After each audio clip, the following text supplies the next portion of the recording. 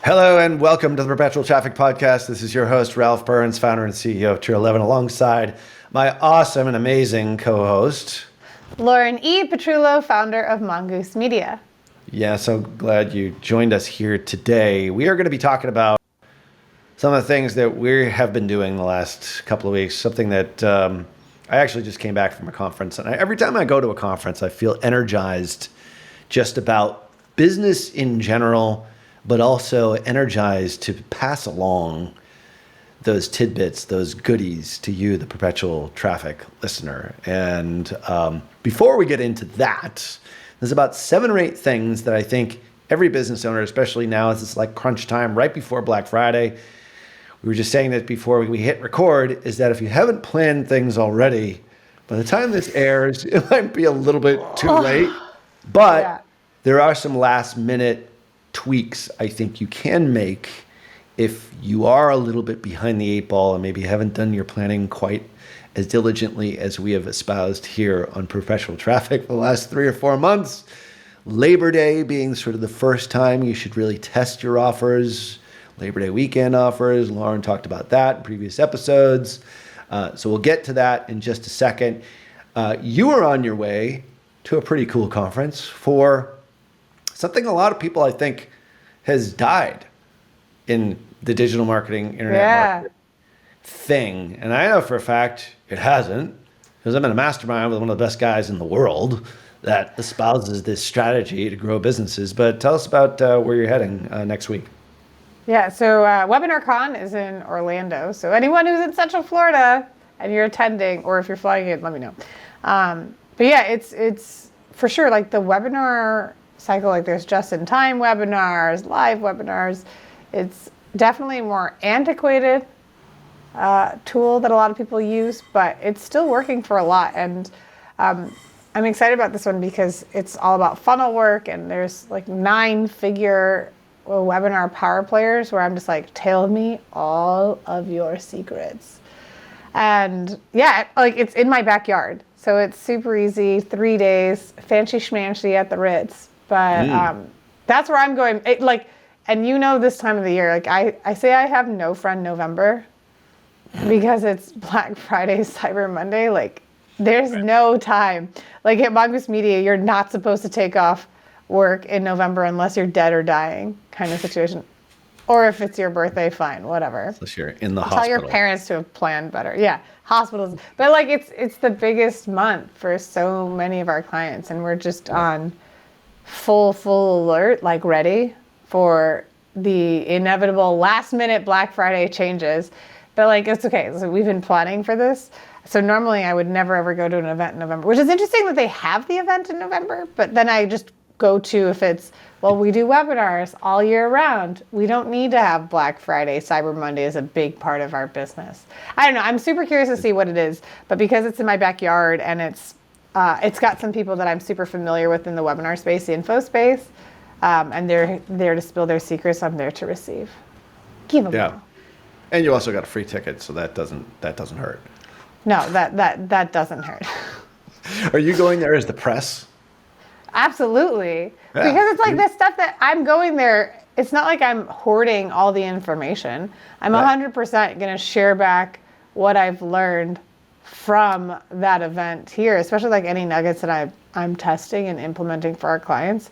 If we see a win, I'm not going to gatekeep. Well, here we are, hundreds of thousands of downloads every single month. Like, lots of this show, which is great. And we really appreciate that audience. Like, this is free advertising for them too. So that's actually really smart because you are part of the press. Here we are talking about it, indirectly. This is like the webinars just in general are certainly not dead by any stretch. The person that I referred to before is Jason Fladland, who I think is the foremost authority on webinars. Period, full stop. That's a Cosimism right there, apparently. But I do actually like it. And one of the smartest guys I think I've ever met, just in general, and also in the digital marketing and psychology space. Like, he is deep on psychology, which I find incredibly fascinating. And there's nobody better to learn webinar stuff than from him, in my opinion. So that is Webinar Con, November 11th through the 13th at the Ritz-Carlton, a 5-star resort in Orlando, Florida. Why didn't I say? I know, it's like, I've had clients that have been there before, so I've gone and met up with them and seen them in the past.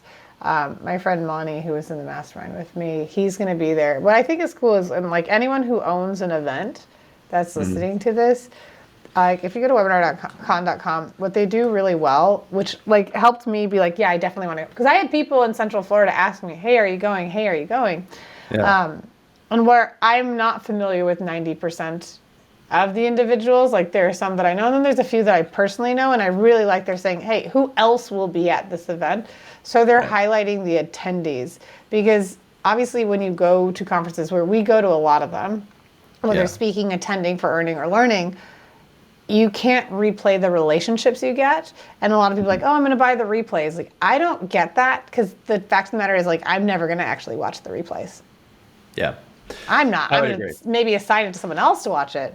But they did a really good job of showing who else is going to be in the stellar room, speakers, because that's who you can learn from. That's super smart, actually. So the event that I just came from was the Smart Marketer event with Molly and Ezra. Props to those guys. A lot of smart marketers, oddly enough, in that room. And I actually didn't go to learn from the speakers per se. First off, I think Ezra is one of the best keynote speakers. He's absolutely hysterically funny and had a great message. And some people say he gets a little bit too woo-woo at times. I actually like that side of it. So, yeah, but he was so good. And I was sitting there with Russ Henneberry, who was on this show a couple of weeks ago. And like, we're just laughing our asses off how funny he is from stage. And we're like, he's such a great communicator. And he obviously has authority in e-com, obviously. But then he has this very humble side to him. And he's the first person that I ever heard use this expression, I am a charismatic hermit. Because he, I believe, like I am, is a Gemini. And I've always sort of loved that about Ezra. Like he loves being in the spotlight, and then he loves just being away from the spotlight. And like going on his farm and walking his land. And he's just a really interesting guy. And my very good friend, Molly Pittman, obviously, who is the co-host here for years and years, is now his business partner and is the CEO of Smart Marketer, which is really cool. So great event. I would say the best part of it was actually the people that I met there. And that's not what you get when you just get the recordings. Certainly you can learn some things. Like Gabby Bernstein was there, who I'm a huge fan of. We connected. She's a big listener of the show. She gave Lauren E. Petrullo a big shout out on a video we may or may not use for our promotions here. I guess apparently you're her favorite co-host of Perpetual Traffic. Okay, I don't know. Stop that. Why did you lead with that? You have to understand, you sent me this video and I shrieked. The last time I shrieked that loud, Ralph, okay, true story. This is be really embarrassing. So whatever, listeners, speed forward 30 seconds, 30 seconds. Just so you know. Hi, Gabby. Yeah. The first time I ever heard my name on the podcast for Perpetual Traffic, when you guys read the review, you and Angela had said, can we give a shout out to Lauren E. Petrullo? I screamed. My husband thought someone broke into our house. I could not stop screaming with delight. So then when I get this message, this video from Gabby, I'm just like, what is happening right now? I literally had read Jen Gottlieb's book. I had Be Seen on my desk, read her forward, and as you know, I'm in the process of my book, and my publisher's like, well, who are you going to have for the forward? And I'm reading Jen's, being like, man, Gabby, if only. But I don't know Gabby, and I assume she had no idea who I was. And then 5 hours later, you sent me a text that yielded yet another ridiculous squeal that shall not ever be heard again. Oh, God. Yeah. So, well, if she's listening. The other part to it was that she actually did a meditation from stage. Which cool. I was like, oh, come on. And then I actually did it. Too I was like, for you? I'm like, holy crap, that was freaking fantastic. So I meditate every morning, although I didn't today. I don't know why. But because I just knew I was going to be spending time with you, and it's just, tranquil and, all those things. That's how our pre-recordings maybe- go. Kevin was Maybe dying. Kevin was dying. Yeah, we did a pre-recording today for our producer Kevin to fix our audio issues. And anyway, so she did a meditation from stage, which was fantastic. And so I downloaded her app, and now I'm going to do it every morning. What's her app? It's just the Gabby Bernstein. I have it on my phone here. But yeah, it's in the App Store. Just Google or look up Gabby Bernstein on your app library, and or just Google it, find it, download it, use it, sign up. It's great. So there was some really good stuff about this event. Obviously, great speakers. Russ Henneberry spoke, but we won't regurgitate what he talked about here on Perpetual Traffic. I will leave a link in the show notes to that. One of the coolest things about it is definitely was the people that were there, for sure. And met a lot of PT listeners, which was really cool. Yeah. Numbers, but then actually which is cool, like, hundreds of thousands of people are downloading it every single month. That's awesome. But to meet people face to face and just to hear what their stories are and how PT has impacted their lives. And apparently we have to make sure that whenever we do a YouTube screen share, that we call it out, because Christy, who I met, who runs while listening to Perpetual Traffic, she's like, you guys are doing all these screen share things. You got to be more descriptive. So like stuff like that you learn. I'm like, yeah, it should be, and not relying on the YouTube channel. So anyway, shout out to her and the dozens of other people. Also, Christy, can you add me on Strava? Like, if you're a runner, I've just gotten into running. I was like, add me on Strava. See, there's a connection right there. So, and they did 90 minutes of these, which I thought was really cool. So Smart Marketer with Ezra and Molly leading, they tend to do things different. And shout out to John Grimshaw as well, who was a huge part of it. Like that trio right there is like super smart. One of the things that I really thought was cool was that the big part of conferences, and one of the big things about when Ezra got on stage, he said, make sure you make a new friend. I made a lot of new friends, which was a lot of fun. And exchange like contact information. I have dozens of new people in my... You had phone sex. You did tip to tip. Tip to tip. I believe we did. I believe I did that with Gabby, actually. That was the first one that actually worked. For those listening who don't know what I'm talking about, if you have an iPhone, you can have the phones tip to tip. Tap each other, and it'll share your contact information. I call it having phone sex. Sometimes it works. Yeah, sometimes it works, sometimes it doesn't. Like my friend Deacon Bradley, who has like an iPhone 3, it doesn't work for him. So anyway, which is hysterical. It's like he's never upgraded. Anyway, so lots of contacts, lots of people that you can meet. And I think that's it. It's like, get out of your comfort zone, just make conversation with people. It's like, hey, what's your business? Hey, introduce yourself, that sort of thing. Obviously with our show, people know kind of who we are. So that's nice. But I would say whenever you go to a conference, and you do this really well too, so you just introduce yourself. And it's like everyone's there that you have something in common. You are all marketers. There's always something you can talk about. So I think there's that. Ezra was very much a proponent of that, and I think that's what made the conference really great. I also think they attract a crowd that is just a very cool crowd. One that I really felt a part of. They had it in the Denver Art Museum. Yeah, this was not a boring conference room venue. With no Wi-Fi. Oh. So nobody could really be on their phones. Yeah, it was great. It was great. Wow. Some of the speakers complained to me about it, but it's like, no, forget it. Like, take the Wi-Fi out of the room. Just get off your laptop. Be present. And I think Ezra did a really good job of setting that up. So one of the cool things was, like I said, I hosted a roundtable, actually 2 days of roundtables, and as like a subject matter expert, whatever it happens to be, and a lot of people that were matched up based upon my background, like if I could actually help them or not. And so there was a couple of examples here, I think, of businesses that I gave advice to, talked about through their business, got some great feedback from them, but it mirrors a lot of the same things that I see when I get on discovery calls with our sales team. A lot of the same problems. So I think just going through that here today would be instructive for folks listening to the show. And, you might be able to pull some nuggets out of it as well. There was a fair amount of last minute, hey, here's what you should be doing for Black Friday as well to sort of make things even sweeter. But one of the first ones was, and this is one that I learned, and I hadn't really thought about this as much, is there was a guy by the name of Mitt who was at our table, and he ran a watch company. I'll be not specific in his business just to keep it confidential. But anyway, for a very specific demographic. And I was like, oh my God, that's such a cool idea. And he said, well, one of the problems that we've had is that whenever there is obviously cost of goods sold, there is supply issues. They've got to make sure that they have enough product on hand. He said, one of my issues was always that I was always upfronting the cash to buy the supply, buy the actual product itself. I forget if he was an original manufacturer or not.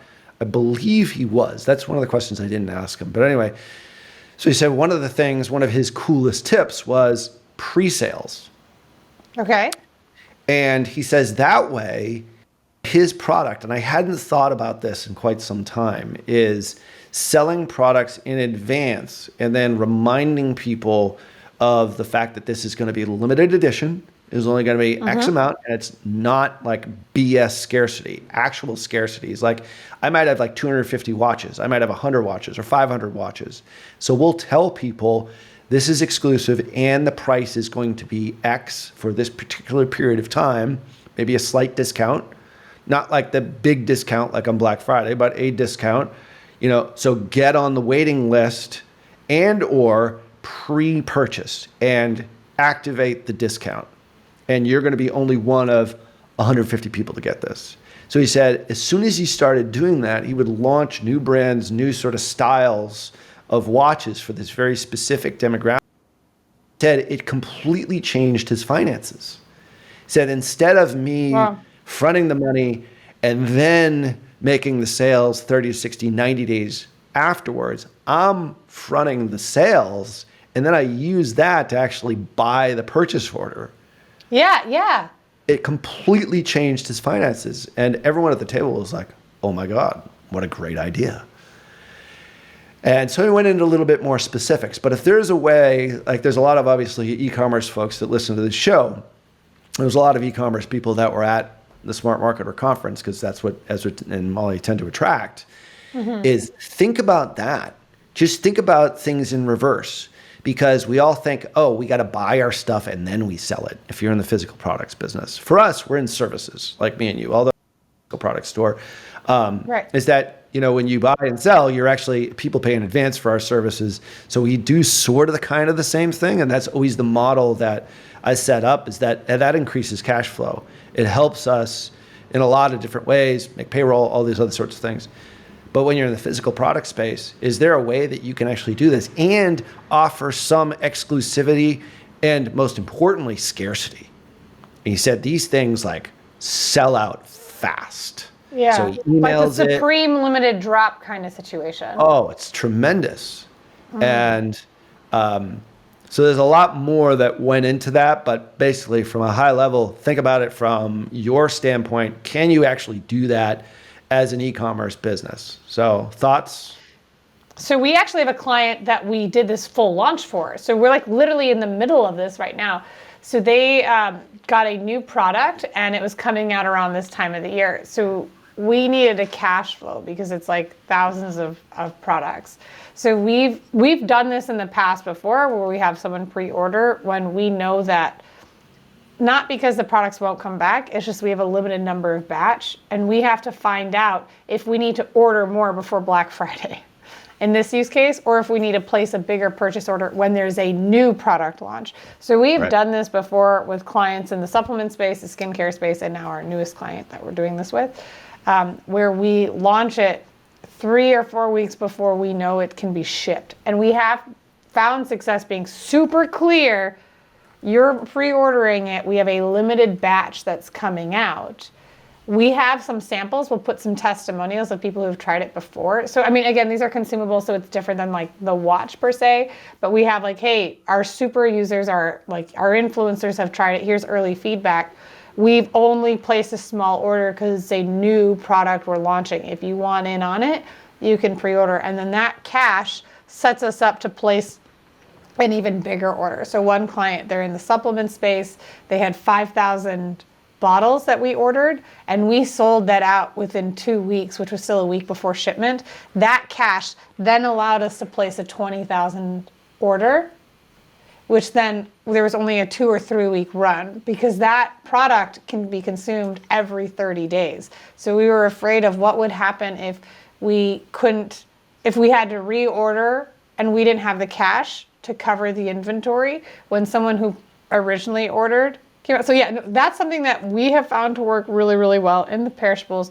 One, you're gonna wanna be mindful of that 30-day runway of cash. But I think it was like Danielle Moore who did that with courses. So I think her philosophy was like sell the course before you've built it so that you then have cash, almost like an advance on a book. So interesting on the watch space. Yeah, it was great. I'm a huge believer in selling the course before you actually create it. Yeah.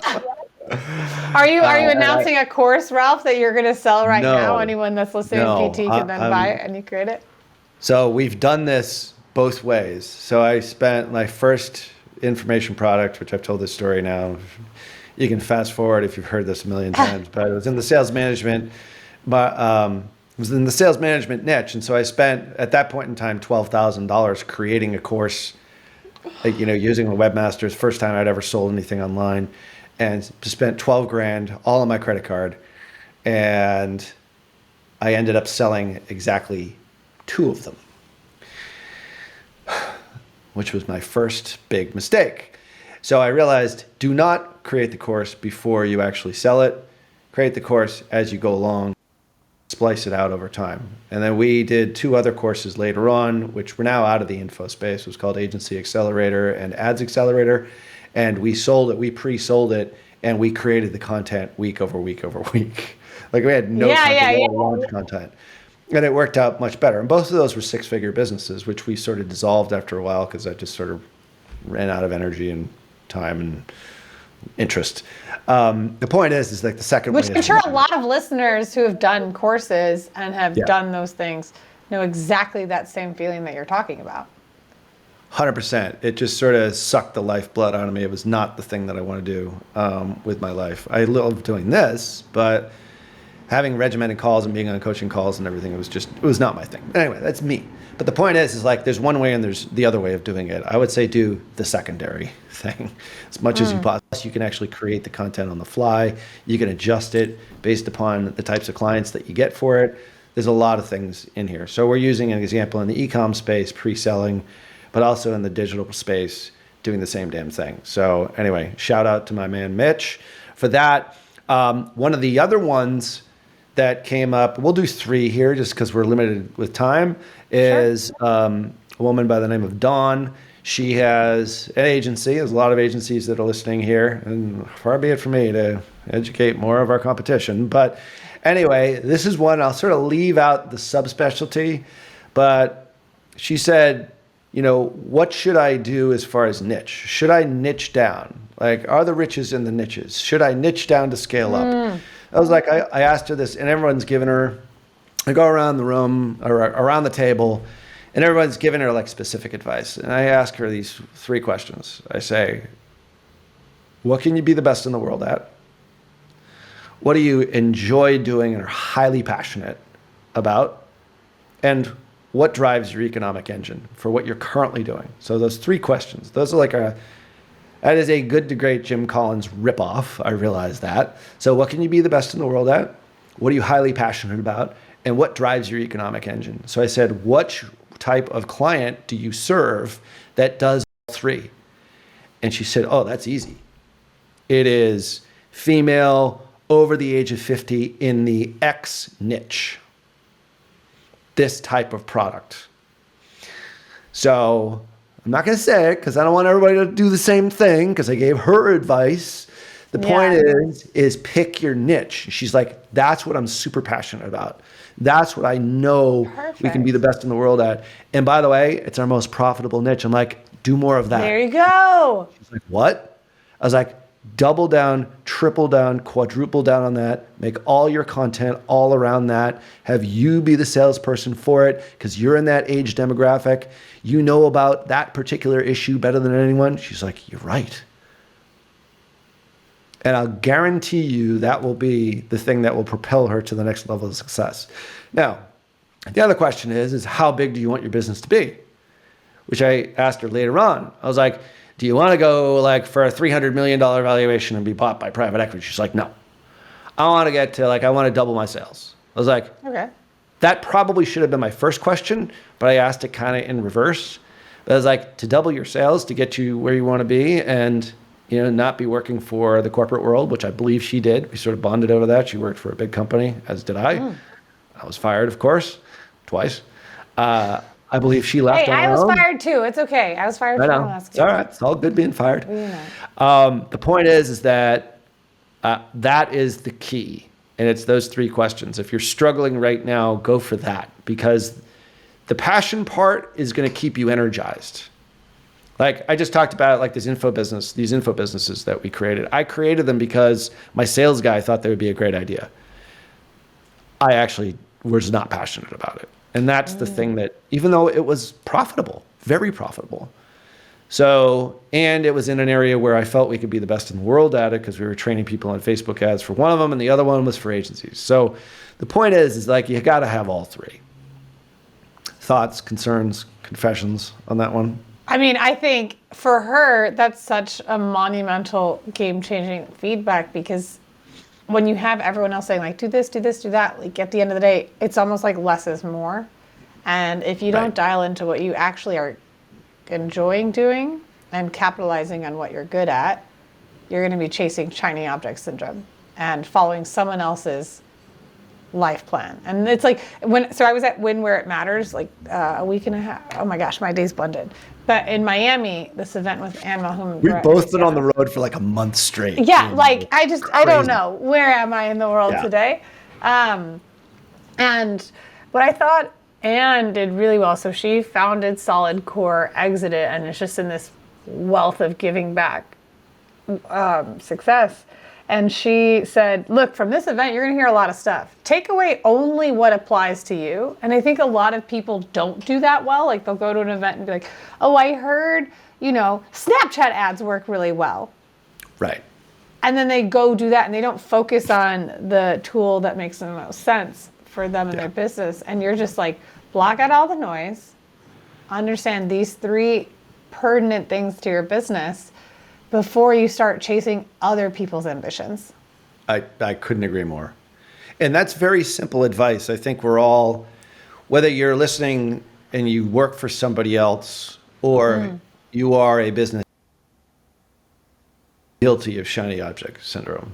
It's not just a business owner, a visionary thing like, oh, let's do this thing next. And you get your team like, chasing their tail all around, which is the way that I used to operate. I'm guilty as charged, for sure. But even when I was like a regional director of sales in the corporate world, I did the same thing. It's like, oh, let's focus on this test because this is so much. And then like the next week, it's like, oh, let's do this test. And like, well, what about the other test? We sell diagnostic testing. So the point is like, you got to focus, figure out the stuff that makes you the most money that you actually can get the most success with. And also, you don't necessarily have to be the best in the world, but let's say you're in the top 3. Like if you're in there on the top 10, you're pretty damn good. And if you're really passionate about it, chances are, and it's like the thing that really drives your economic engine as well, like most profitable, i.e., net profitability, gross profitability, however you want to measure that. It's one of our MPIs, of course, but it comes back to that, like business without profit is no business. I say, who did I get this from? If you don't know your numbers, you have no numbers. Right. And she immediately knew, which was cool. Like she's like, oh, I know exactly what it is. So Way to you go, should Dawn. know that. She's just being told a lot of different things. Anyway, so cut through the noise as much as possible. And that's what these types of conferences are really good for. You get clarity on a lot of things. Yeah, because you think about like if you're listening to stuff and you're consuming like webinars, but like if you're like watching a lot of stuff and then you're hearing this advice from people you follow, if you don't have someone to gut check you, again, it's just cut through the noise. Couldn't be like that's something ever, especially November. I'm just like blacklisting anyone who's trying to distract me. I have no friends November. I'm cutting through all the noise. No friends November. Go away. All right, and the last one was our buddy Michael. I will not say his last name, but you know him. I know him. One of the coolest dudes. Him. Love this guy. Anyway, not going to give away his business, but I will say this, is that he's in the service-based business in the medical industry. Very specific niche, very specific clientele. Very specific niche, very specific, right? He's figured it out. He's figured that out. Like, he's like, I'm doubling down on this niche. Like, this is my thing. Yeah.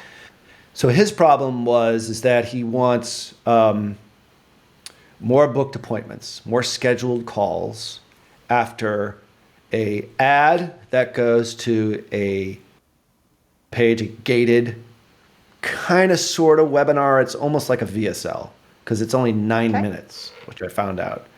So anyway, so he runs an ad, click on the ad, probably really good ads. He gets good click-through rates. And then they sign up for this thing, right? Name and email address. And then they watch the video.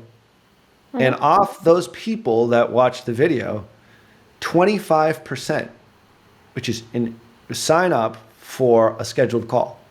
Great. Which is a really good percentage. So it's short, it's 9 minutes. It's great conversion rate on 25%.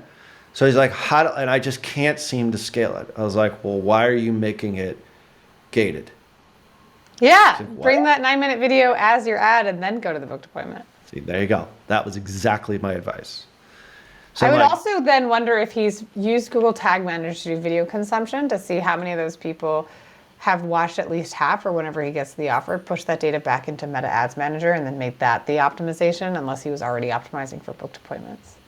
very good question. I didn't get into that specifically. What I did do is I sort of more focused on, aside from that, I was like, that model works well. Replicate that. Do not change that. Just bring it forward one step without the gate. Yeah. Reduce And the then step of friction. Absolutely. It's a step of friction. Now, the downside to that, and this is something that you and I have riffed on many times, get a lot more lower quality appointments. Potentially. You are going to get a lot more appointments, but they might be of lesser quality. They're less committed because if you think about it, I have to look at an ad, I have to click on an ad, I have to go to the page, I have to watch the video on the page, which is Michael talking about how great the webinar is. Then I have to click the button, then I have to put in my name, put in my email, then I have to watch the video. That's 9 steps. Yeah. But he's getting a 25% conversion rate of people doing 9 steps before they get to the conversion rate, which is phenomenal. So I said, replicate that as much as possible. However, you're going to need to do some lead scoring, and you're also going to have to figure out how do you gate them a little bit more for the appointment and pre-qualify them. But your data will tell you that as soon as you open the floodgates, putting this 9-minute video, don't change it. He's like, yeah, I'll re-record the video. I'm like, no. No, it's You have working. something that works. And this is for everyone who's listening. Do not change something that works. Just I hate when people do it. Ryan Dice says it best. Like, you had something that worked. Why did you stop? Because we're marketers and got distracted by a shiny object and we didn't cut through the noise. And you know, Ryan Dice is actually guilty of it. Like, you ever talk to him about it? He's like, oh, I do that all the time. He's like, and he's telling everyone, like, don't do it, even though I've done it. I've done it. You've done it. We've all done it. Everyone. So that's what, like, these types of conferences are for. It's like, slap somebody upside the head, like, don't change that. He's like, yeah, I'll re-record it. I'll put a new intro. I'm like, no. What you have works. Just use that. All I'm saying is take off the gate. Now, how is he going to, be able to screen those people better? I was like, there's a couple of different things you can do. You can add a questionnaire as opposed to name, email, or just write to a calendar. Okay, the calendar link. I believe he was sending it right to a calendar link. So ask some qualifying questions there, but don't do it first. Do exactly what you're doing right now. And then once you have a month of data, a couple of weeks of data, then start adding in qualifications. Then start adding in, oh, maybe at the end, tell them what the price might be. Because these are not cheap procedures, 4-figure procedures, if I recall correctly. So it's like, you can add a lot of things after, but don't do it now. He's like, yeah, so I'll add the price at the beginning. I'm like, no. Don't do any of that. Just keep it exactly the way that it is. And so this is just a classic marketer mistake, and we love this guy. The point is we're all guilty of this. And my sense is that he's going to be able to, he'll have more appointments that he knows what to do with. And then he'll have to put some kind of gating or qualification to your point. Or we could use a setter to connect with everyone to make confirmations if he's not already doing 100%. That. There's homework you could do. So like something that we're trying to implement. So just behind the scenes at Mongoose Media, transparency, in that we don't have this yet, but we're trying to map it out. We've built out our whole draw.io. It's a free Google tool, like Google Docs and Google Sheets, where if someone gets on a call and they do a discovery call, like they have a 4 or 5 day, you can't get on my calendar same day or within 2 days. But we want to give them time because we're going to give them pre-call homework. And then our plan is that if you've completed the pre-call homework, absolutely you're on the call with me. If you didn't do the pre-call homework, assuming that the pre-call homework, again, says it makes sense that Mongoose Media is a good fit for you. But if you didn't do the pre-call homework, like we get it, stuff is busy, you're going to talk to someone else on my team. So we're trying to add that as a space because we love getting on the phone with people, but sometimes someone's not necessarily ready. So we're implementing pre-call homework. So maybe that's something Michael would want to do if he gets such a high volume. Yeah. Oh yeah, for sure. So there's a lot of things that would be a whole other show. My point is his problem was more appointments. I was like, I can get you more appointments. The question will be, how good are those appointments and how qualified are they?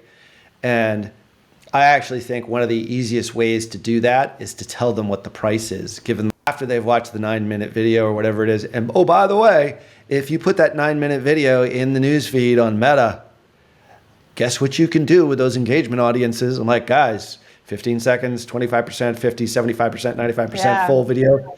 Like you can retarget them based upon the amount, if they've seen the pitch. Like let's say the pitch comes at minute, 5 minutes. Let's say, so you will target people on more content for the 50% video viewers, but then maybe the ones that are 75%, you'll start talking more on the product and a little bit more on the benefits of it and call to action for the actual scheduling of the appointment. So your messaging based upon your audience that's captured on those videos is going to be golden for you. He's like, I was like, hey, if you run it as video view audiences too, you'll actually probably get much cheaper CPMs. It's a whole lot of other things that we went into. But anyway, that's the point. Is like, think of your business a bit or your offer from a 30,000 foot view. What can I do that everyone else maybe isn't doing that makes the most sense for me to reach my end goal? And if you can do that, you're on the path to greater success. Woo-hoo. So there you have it. So all right. So that was what we learned. And when you come back from WebinarCon, we'll have to talk about what you learned there. I love doing these types of shows because it's like, anyone who's listening here can't get to all the conferences that we get to, and we pick up a lot of stuff. And hopefully this is valuable to you. Any results that you get, so definitely shout us out or add us on LinkedIn. That's been sort of a popular thing recently for you and me. And of course, we'll leave links in the show notes for all the resources here. And wherever you listen to podcasts, make sure that you do leave a review and leave us a rating, because that allows us to get to a larger audience to help more marketers market their business the right way. Lauren E. Petrullo. So on behalf of my awesome co-host, Lauren E. Petrullo. Ciao. Until next show, see ya.